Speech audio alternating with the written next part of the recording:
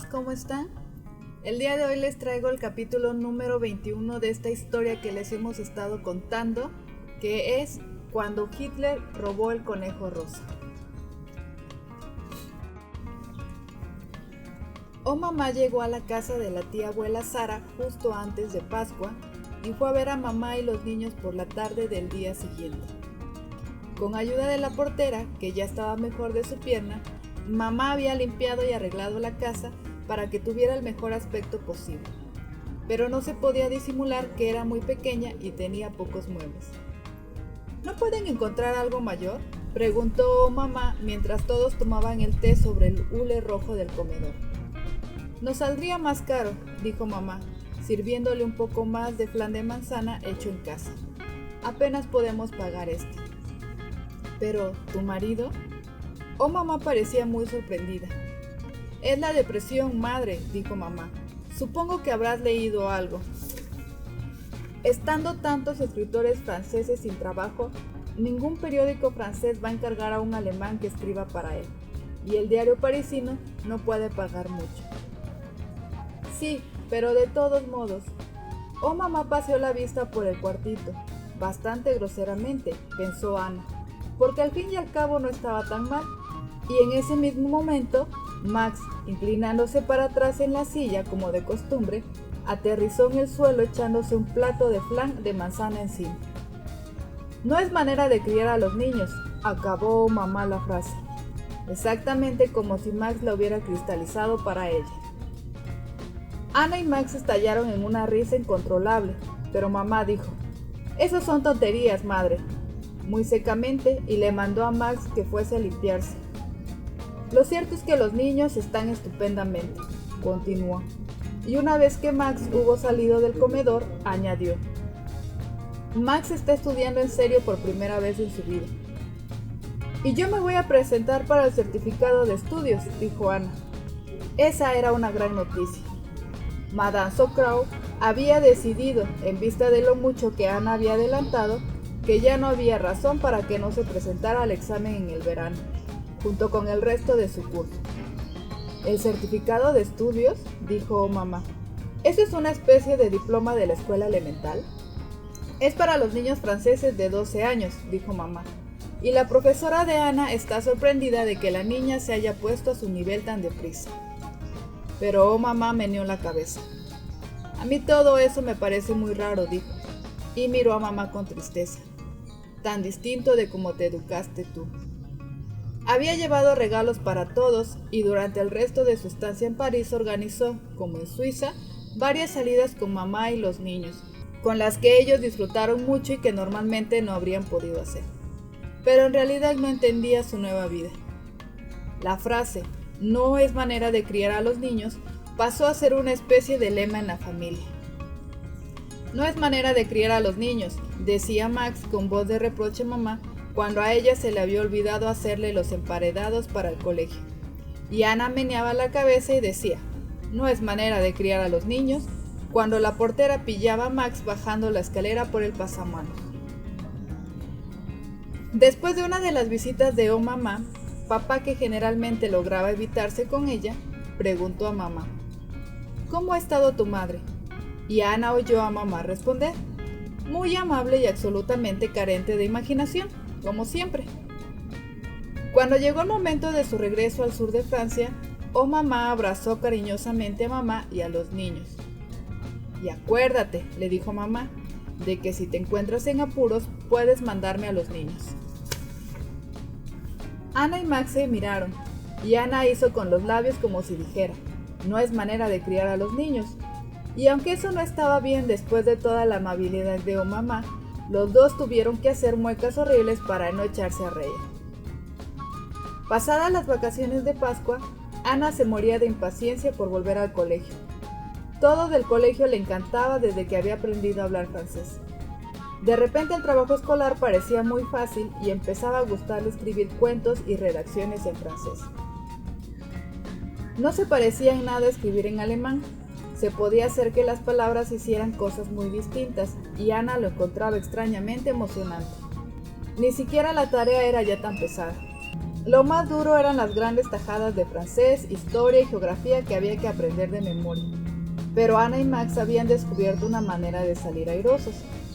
Si estudiaban el paisaje señalado justo antes de dormirse, a la mañana siguiente se lo sabían siempre. Por la tarde empezaba a desvanecerse y al segundo día se les había olvidado completamente, pero se les quedaba en la memoria durante el tiempo que hacía falta. Una noche papá entró en su dormitorio cuando estaban tomándose la lección el uno al otro. La de Ana trataba de Napoleón y papá la estuvo contemplando boquiabierto mientras ella soltaba la retahíla. Empezaba por Napoleón nació en Córcega. Y después venía una larga lista de fechas y batallas, hasta murió en 1821.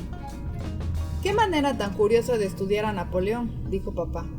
«¿Es eso todo lo que sabes de él?» «Pero si lo he dicho todo», dijo Ana un poco ofendida, y con mayor razón porque no se había equivocado ni una sola vez. Papá se echó a reír.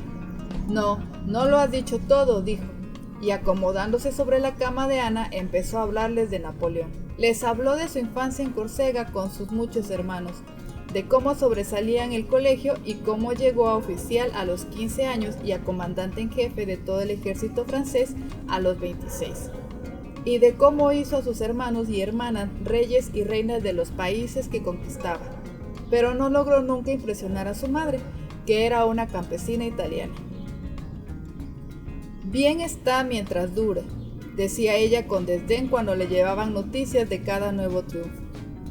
Luego les explicó cómo ese presentimiento de la madre se había cumplido, cómo la mitad del ejército francés quedó destruido en la desastrosa campaña de Rusia y finalmente la muerte solitaria de Napoleón en la islita de Santa Elena. Ana y Max lo escuchaban embobados.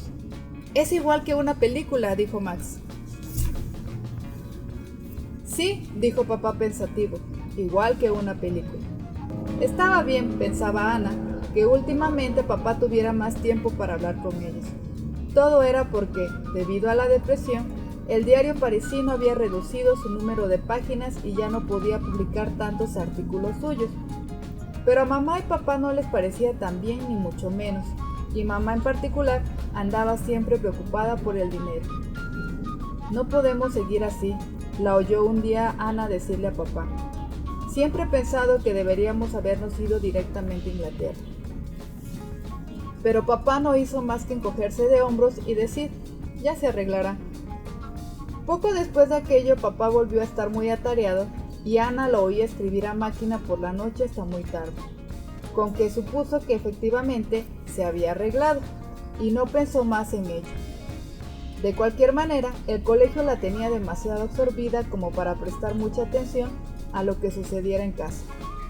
El certificado de estudios se aparecía cada vez más temible y más próximo, y Ana estaba empeñada en aprobar. Con solo 1 año y 9 meses de estar en Francia, pensaba que sería espléndido. Al fin llegó el día, y a primera hora de una mañana calurosa de julio, Madame Socrau llevó a sus niñas por las calles hasta un colegio cercano. Tenían que ser examinadas por profesoras desconocidas para que no hubiera injusticias. Había que hacerlo todo en el mismo día, de modo que no había mucho tiempo para cada una de las muchas materias que entraban en el examen: francés, aritmética, historia, geografía, canto, costura, dibujo y gimnasia. Lo primero fue la aritmética, un examen escrito de 1 hora del que Ana salió pensando que lo había hecho bastante bien. Luego hubo un dictado en francés y un descanso de 10 minutos. «¿Qué tal lo has hecho?», preguntó Ana a Colette. «Bien», dijo Colette. Hasta allí la cosa no había ido mal. Acabado el descanso les dieron 2 hojas de preguntas de historia y geografía, con media hora para cada una, y después el desastre. «Como estamos un poco escasos de tiempo», anunció la profesora encargada, «se ha decidido que este año, en lugar de examinar a las candidatas en costura y dibujo y sumar ambas notas como en años anteriores, se las examinará solamente en costura, y la nota contará como una asignatura entera».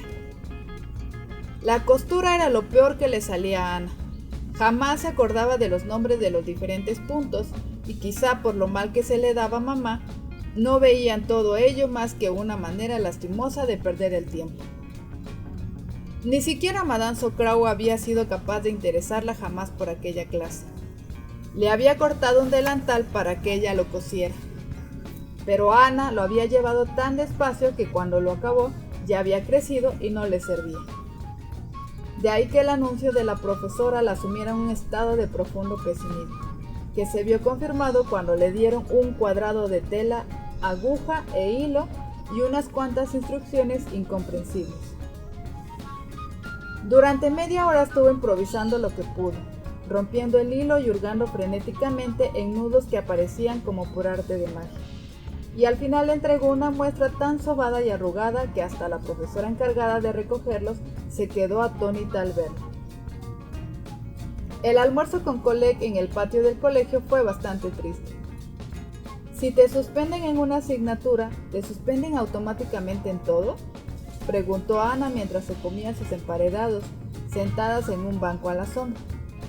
Me figuro que sí, dijo Colette, a menos que saques sobresaliente en otra.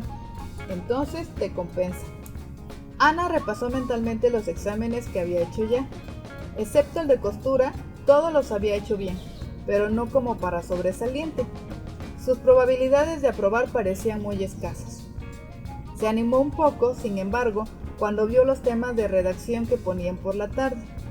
Había 3 para elegir y uno de ellos era un viaje. Ana decidió escribir lo que pensaba que debía haber sido el viaje de papá cuando se fue de Berlín a Praga con fiebre alta, sin saber si le detendrían o no en la frontera.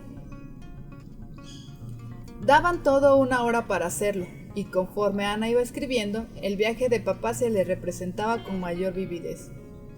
Tenía la impresión de saber exactamente cómo debía haber sido, lo que papá debía haber pensado y cómo la fiebre le habría hecho confundir continuamente lo que estaba pensando y lo que estaba sucediendo en realidad.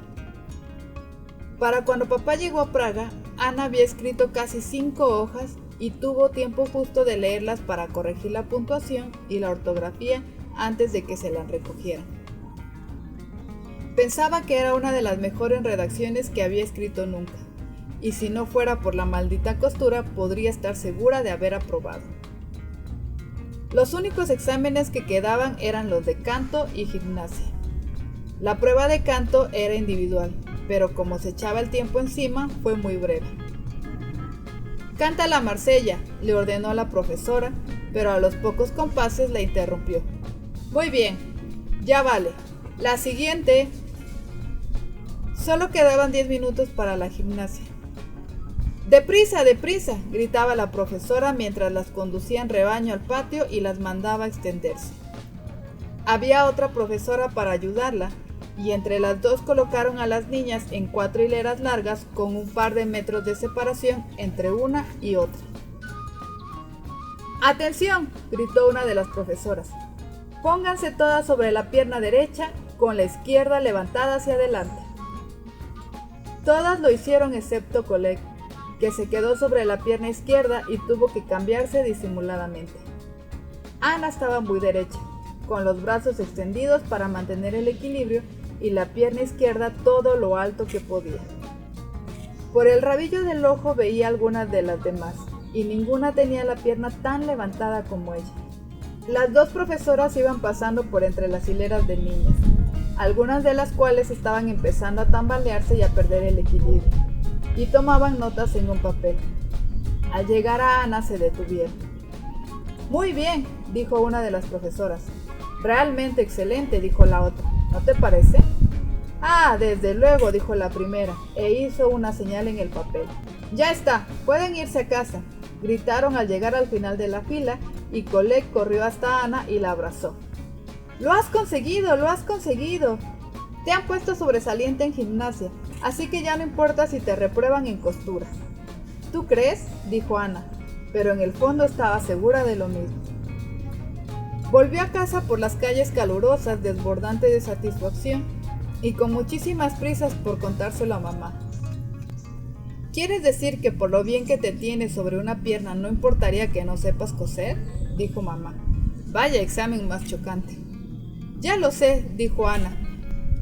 Pero me figuro que lo verdaderamente importante será el francés, la aritmética y esas cosas. Y creo que eso lo he hecho bastante bien. Mamá había hecho limonada y se sentaron a beberla en el comedor mientras Ana seguía parloteando. Tienen que darnos los resultados dentro de pocos días. No puede ser mucho más tarde porque ya casi se está acabando el curso. Sería maravilloso que me aprobaran. Con menos de 2 años que hace que estoy en Francia. Mamá estaba mostrándose de acuerdo en que sería maravilloso cuando sonó el timbre y apareció Max, pálido y excitado. «Mamá», dijo casi antes de entrar, «tienes que venir el sábado a la entrega de premios. Si pensabas hacer otra cosa, tienes que dejarlo, es muy importante». Mamá se alegró mucho. «¿Entonces es que te han dado el premio de latín?», preguntó. Pero Max negó con la cabeza. «No», dijo, y pareció como si el resto de la frase se le atascara en la garganta. «Me han dado», empezó y al fin lo soltó. «Me han dado el primer premio de excelencia. Eso significa que me consideran el mejor estudiante de la clase». Lógicamente hubo muestras de contento y felicitaciones por parte de todos. Hasta papá dejó de escribir a máquina para oír la gran noticia, y a Ana le pareció tan estupenda como a los demás. Pero no pudo dejar de pensar que había preferido que llegara en otro momento. Había trabajado tanto y se había hecho tantas ilusiones por sacar el certificado de estudios. Después de lo de Max, aún en el caso de que aprobara, ¿a quién le iba a impresionar? Y menos si su éxito había de deberse en parte a su habilidad para tenerse sobre una sola pierna. Cuando se anunciaron los resultados, no fue ni la mitad de emocionante de lo que se había imaginado. La habían aprobado, lo mismo que a Colette y a casi todas las niñas de la clase. Madame Socrow entregó a cada una de las aprobadas un sobre que contenía un certificado con su nombre. Pero cuando Ana abrió el suyo, encontró algo más. Unidos al certificado había 2 billetes de 10 francos y una carta del alcalde de París. «¿Qué quiere decir esto?», preguntó a Madame Socrow. La cara arrugada de Madame Socrow se frunció en una sonrisa de satisfacción. «El alcalde de París ha decidido premiar las 20 mejores redacciones escritas por los niños que se presentaran al certificado de estudios», explicó. «Parece ser que te han dado a ti uno de los premios». Cuando Ana se lo contó a papá, él se puso tan contento como con el premio de excelencia de Max. «Son tus primeros honorarios profesionales como escritora», dijo. «Lo verdaderamente notable es que los hayas ganado en una lengua que no es la tuya». Bueno amigos, espero que hayan disfrutado mucho este capítulo. Estamos ya muy cerca de terminar el libro, así que los invito para que sigan escuchando cada uno de los capítulos que les presentamos día a día. Hasta pronto.